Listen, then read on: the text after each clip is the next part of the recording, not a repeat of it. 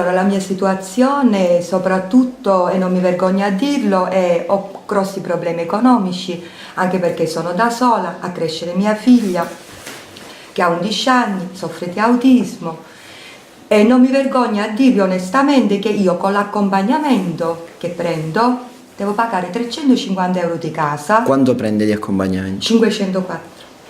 E devo pagare un affitto di casa, le varie bollette che possono arrivare giustamente, e se noi andiamo a chiedere aiuto da qualsiasi parte dobbiamo quasi quasi nasconderci di avere questi problemi, perché ci dicono state attenti, se lo scopre l'assistente sociale, cercate di non avere a che fare con gli assistenti sociali. Invece quando arrivano gli stranieri, che io non ho niente contro gli stranieri, giusto, non sono razzista, anzi direi che i razzisti sono loro, giusto, hanno tutte le porte aperte, hanno tutti gli aiuti che servono, sono ben accolti, mentre noi siamo soltanto umiliati, siamo trasparenti, noi per la società siamo trasparenti, invisibili, e quasi quasi ci dobbiamo nascondere e vergognare.